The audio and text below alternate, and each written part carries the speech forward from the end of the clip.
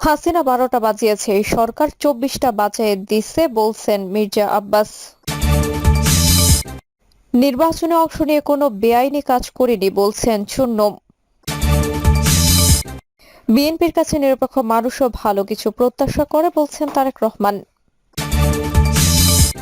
শেখ হাসিনার সাজার রায় প্রকাশ, ভিকটিম সাক্ষীকে হুমকি দেওয়া বিচার বাধাগ্রস্ত করার শামিল।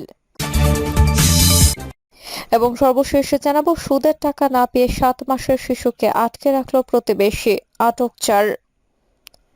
এতক্ষণ শুনলেন সংবাদ শিরোনাম, এবারে বিস্তারিত।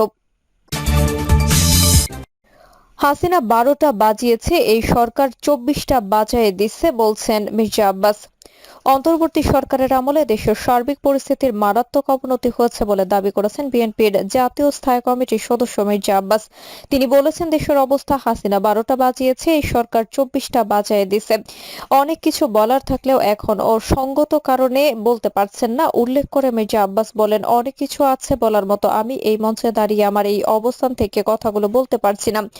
আরো অনেক কিছু আছে, দেশের কোন দিক দিয়ে ক্ষতি হয়েছে, কারা কিভাবে কোথায় আত্মসাৎ করেছে, কত টাকা লুট করেছে, কত টাকা খেয়েছে, এই কথাগুলো কিন্তু বলতে পারি, প্রমাণ সহ সবকিছু আছে। কিন্তু আমি এখন বলতে চাই না। আমার অবস্থান থেকে বিভিন্ন অপকর্মের সঙ্গে বিএনপির নাম উদ্দেশ্যমূলকভাবে জড়ানো হচ্ছে দাবি করে দলটির এই সিনিয়র নেতা যোগ করেন, যেখানে খুন, লুটতরাজ, চাঁদাবাজি, সেখানে বিএনপির নাম বলছে একটি দল। উদ্দেশ্যমূলকভাবে বিএনপিকে রং দেওয়ার চেষ্টা করা হচ্ছে, জনগণের সামনে আসামির কাঠগড়ায় দাঁড় করানোর চেষ্টা করা হচ্ছে। এটা আমরা খুব ভালো বুঝি। জুলাই বিপ্লবে নেতৃত্ব দেওয়া ছাত্র নেতাদের রাজনৈতিক দল জাতীয় নাগরিক পার্টিকে এনসিপি উদ্দেশ্য করে মির্জা আব্বাস বলেছেন, আপনাদের যেমন খায়েশ আছে ক্ষমতায় যাওয়ার, আমাদেরও তেমন ইচ্ছা আছে। যদি জনগণ ভোট দেয় ক্ষমতায় যাব, যদি না দেয় মেনে নেব আপনাদের। কিন্তু আমরা ভোট চাই। এই ভোটের জন্য, গণতন্ত্রের জন্য গত 17 বছর বিএনপি আন্দোলন করেছে। নির্বাচন ও বিচার পাশাপাশি চলতে পারে উল্লেখ করে এই বিএনপি নেতা বলেন, যেটা হওয়া উচিত সেটা হচ্ছে, জুলাই আগস্টে যারা হত্যাকাণ্ড চালিয়েছে, যে প্রশাসনের লোক হোক, সাধারণ মানুষ হোক, শেখ হাসিনা হোক কিংবা অন্য কেউ হোক, তাদের বিচারটা করা দরকার, খুব জরুরি। বিচার কাজ খুব তাড়াতাড়ি শেষ হয় না। বিচার এবং নির্বাচন পাশাপাশি চলবে, দুটো পাশাপাশি চলতে কোনো অসুবিধা নাই, কিন্তু বিচারের আগে নির্বাচন হওয়া যাবে না, এগুলো বলবেন না। নির্বাচনে অংশ নিয়ে কোনো বেআইনি কাজ করিনি বলছেন চুন্নম। আওয়ামী লীগের আমলে অবৈধ নির্বাচনে অংশ নিয়ে দেশবাসীর কাছে ক্ষমা চাইলেন জাতীয় পার্টির মহাসচিব একাংশ মুজিবুল হক চুন্নু। তিনি বলেছেন, আমরা দলীয়ভাবে নির্বাচনে অংশগ্রহণ করে কোনো বেআইনি কাজ করিনি। যদি নৈতিকভাবে কোনো ভুল হয়ে থাকে, কোনো ভ্রান্তি হয়ে থাকে, তাহলে এই কাউন্সিলে দাঁড়িয়ে জাতীয় পার্টির পক্ষ থেকে দেশবাসীর কাছে আমরা নিঃশর্ত ক্ষমা চাই। চুন্নু বলেন, গত প্রায় 4 বছর আমি জাতীয় পার্টির মহাসচিব হিসেবে ছিলাম। ভুল ভ্রান্তি আমার থাকতে পারে। যে সমস্ত ভুল ভ্রান্তি ছিল সেগুলো আপনারা ক্ষমা সুন্দর দৃষ্টিতে দেখবেন। জাতীয় পার্টির মহাসচিব হিসেবে আমি দেশবাসীর কাছে একটি কথাই বলবো, আমরা রাজনীতি করতে গিয়ে দলীয় সিদ্ধান্তে সব সময় হয়তো সঠিক সিদ্ধান্ত নিতে পারিনি। আমরা বিগত অনেকগুলো নির্বাচন করেছি, অনেক সময় অনেকে আমাদের বিভিন্নভাবে কটূক্তি করেন, বিভিন্ন দলের সহযোগী বা স্বৈরাচার সহযোগী হিসেবে আমাদের আখ্যায়িত করেন। তিনি আরো বলেন, আমি মনে করি আমরা দলীয়ভাবে নির্বাচনে অংশগ্রহণ করে কোনো বেআইনি কাজ করিনি। যদি নৈতিকভাবে কোনো ভুল হয়ে থাকে, যদি নৈতিকভাবে কোনো ভ্রান্তি হয়ে থাকে, তাহলে এই কাউন্সিলে দাঁড়িয়ে জাতীয় পার্টির পক্ষ থেকে দেশবাসীর কাছে আমরা নিঃশর্ত ক্ষমা চাই। বিএনপির কাছে নিরপেক্ষ মানুষও ভালো কিছু প্রত্যাশা করে বলছেন তারেক রহমান। বিএনপির ভারপ্রাপ্ত চেয়ারম্যান তারেক রহমান বলেছেন, প্রতিটি নাগরিক বাংলাদেশের ভালো পরিবর্তন প্রত্যাশা করে। ২০২৪ সালের ৫ আগস্ট দেশের মানুষ বুক ভরে শ্বাস নিতে পেরেছেন। মানুষ চায় সামনের দিনগুলো যেন ভালো হয়। ৫ আগস্টের পর নিরপেক্ষ মানুষও বিএনপির কাছে ভালো কিছুর পরিবর্তন প্রত্যাশা করে সবচেয়ে বেশি। তাই দলের মধ্যে গণতান্ত্রিক চর্চা বাড়াতে হবে। বাংলাদেশ কিউসাইন রাষ্ট্র পুনর্গঠনে ৩১ দফা বাস্তবায়নে সবার সহযোগিতা প্রয়োজন জানিয়ে তিনি বলেন, যত সংস্কার নিয়ে কথা হচ্ছে, ২.৫ বছর আগে সমমনা দলগুলোকে সঙ্গে নিয়ে বিএনপি সেই সব জাতির কাছে উপস্থাপন করেছিল। বিএনপির এই ভারপ্রাপ্ত চেয়ারম্যান বলেন, জনগণের সমর্থন নিয়ে সরকার গঠন করতে পারলে সবাইকে সঙ্গে নিয়েই ৩১ দফা বাস্তবায়ন করা হবে। এই সময় বিএনপি চেয়ারপারসন বেগম খালেদা জিয়ার চিকিৎসা নিশ্চিত করে তার সন্তান হিসেবে দেশের চিকিৎসকদের ধন্যবাদ জানান তারেক রহমান।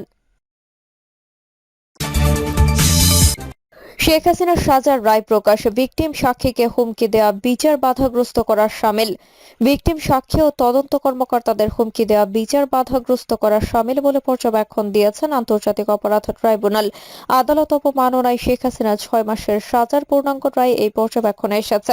শনিবার 9 আগস্ট রায়ের পর্যবেক্ষণের বিষয়টি প্রসিকিউশন সূত্র নিশ্চিত করেছে। এই রায়ের অনুলিপি আইজিপিকে পাঠানো হয়েছে বলে জানিয়েছেন প্রসিকিউটর গাজী এম.এইচ. তামিম। এর আগে গত 2রা জুলাই আদালত অবমাননার মামলায় ছাত্র জনতার গণঅভ্যুত্থানের মুখে পালিয়ে যাওয়া স্বৈরশাসক শেখ হাসিনাকে 6 মাসের ও গাইবান্ধার গোবিন্দগঞ্জের শাকিল আকন্দ বুলবুলকে 2 মাসের কারাদণ্ড দেন ট্রাইব্যুনাল। ট্রাইব্যুনালের বিচার প্রক্রিয়া বাধাগ্রস্ত করা, মামলার বাদী সাক্ষীদের ভয়ভীতি দেখানো ও হুমকি দেওয়ায় ট্রাইব্যুনাল আইনে এই সাজা দেওয়া হয়। বিচারপতি মোহাম্মদ গোলাম মর্তুজা মজুমদারের নেতৃত্বে 3 সদস্যের ট্রাইব্যুনাল এ রায় দেন। ট্রাইব্যুনালের অপর 2 সদস্য হলেন বিচারপতি শফিউল আলম মাহমুদ ও বিচারপতি মহিতুল হক চৌধুরী। তারা আদালতে আত্মসমর্পণের পর বা তারা যেদিন গ্রেফতার হবেন সেদিন থেকে সাজা কার্যকর হবে। এই প্রথম কোনো মামলায় শেখ হাসিনাকে সাজা দিলেন বাংলাদেশের কোনো আদালত। দেশের পট পরিবর্তনের পর আন্তর্জাতিক অপরাধ ট্রাইব্যুনালে এটাই প্রথম সাজার রায়। আদালতে শেখ হাসিনা ও শাকিরের পক্ষে শুনানি করেন রাষ্ট্র নিযুক্ত আইনজীবী আমির হোসেন। এমিকেস কিউরি হিসেবে বক্তব্য দেন জ্যেষ্ঠ আইনজীবী ও ওয়াই মসুজ্জামান। প্রসিকিউশনের পক্ষে ছিলেন চিফ প্রসিকিউটর মোহাম্মদ তাজুল ইসলাম ও প্রসিকিউটর তানভীর চোহা। গত 19 জুন ছাত্র জনতার গণঅভ্যুত্থানের মুখে পালিয়ে যাওয়া স্বৈরশাসক প্রধানমন্ত্রী শেখ হাসিনার বিরুদ্ধে আদালত অবমাননা মামলার বিচারের স্বচ্ছতার স্বার্থে সুপ্রিম কোর্টের জ্যেষ্ঠ আইনজীবী ওয়াই মসুজ্জামানকে এমিকেস কিউরি আদালতের বন্ধু নিয়োগ দেন আন্তর্জাতিক অপরাধ ট্রাইব্যুনাল। গত 3রা জুন ছাত্র জনতার গণঅভ্যুত্থানের মুখে পালিয়ে যাওয়া স্বৈরশাসক প্রধানমন্ত্রী শেখ হাসিনার বিরুদ্ধে আন্তর্জাতিক অপরাধ ট্রাইব্যুনালে হওয়া আদালত অবমাননার মামলার শুনানির জন্য দিন ধার্য করা হয়। এই মামলার অপর আসামি গাইবান্ধার গোবিন্দগঞ্জের শাকিল আকন্দ বুলবুল ওরফে মোহাম্মদ শাকিল আলম 40। 226 জনকে হত্যার লাইসেন্স পেয়ে গেছি অনলাইনে ছড়িয়ে পড়া এমন একটি অডিওর বক্তব্যে শেখ হাসিনার উল্লেখ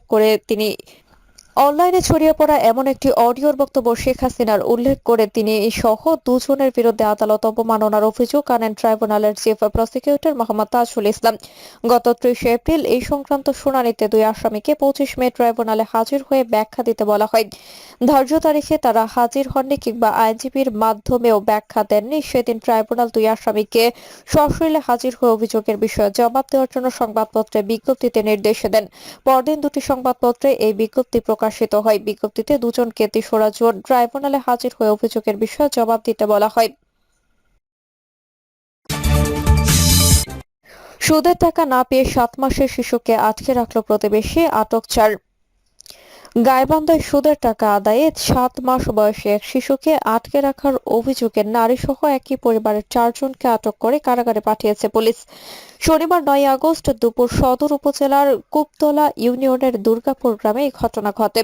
পুলিশ জানায় দুর্গাপুর গ্রামের আব্দুল মতিন কিছুদিন আগে একই গ্রামের সুজা মিয়ার কাছ থেকে সুদের উপর 50,000 টাকা নেন। শনিবার সকালে প্রতিবেশী হিসেবে মতিনের 7 মাসের কন্যা শিশুকে বেড়ানোর কথা বলে বাড়িতে নিয়ে যায় সুজার পরিবার। পরে শিশুটিকে ফেরত দিতে অস্বীকৃতি জানায় তারা। অভিযোগ অনুযায়ী শিশুটিকে আনতে মতিনের স্ত্রী 5 বার চেষ্টা করেও ব্যর্থ হন। এক পর্যায়ে সুজা মিয়া ও তার পরিবার জানায় টাকা পরিশোধ না করা পর্যন্ত শিশুকে দেওয়া হবে না। স্থানীয় ইউপি সদস্যের সহায়তায় ও ব্যর্থ হয় উল্টো শিশুটির পরিবারের উপর হামলার ঘটনা ঘটে। পরে শিশুটির পরিবার জাতীয় জরুরি সেবা 999 ফোন করলে পুলিশ গিয়ে স্থানীয়দের সহায়তায় অভিযুক্তদের আটক করে থানায় নিয়ে আসে। ওই ঘটনায় শিশুটির মা ইসমতারা বাদী হয়ে সুজা মিয়া সহ 5 জনের নামে মামলা দায়ের করেন। গাইবান্ধা সদর থানা পুলিশের ভারপ্রাপ্ত কর্মকর্তা ওসি শাহিনুর আলম তালুকদার ঢাকা পোস্টকে বলেন, সুদের টাকার জন্য 7 মাসের এক শিশুকে আটকে রাখার ঘটনায় 5 জনের বিরুদ্ধে মামলা হয়েছে। তাদের মধ্যে 4 জনকে গ্রেফতার করে আদালতের মাধ্যমে কারাগারে পাঠানো হয়েছে। প্রিয় দর্শক, এই ছিল এখনকার সর্বশেষ সংবাদ। আপডেট সব সংবাদ পেতে চ্যানেলটি সাবস্ক্রাইব করে বেল আইকনটি ক্লিক করে রাখুন।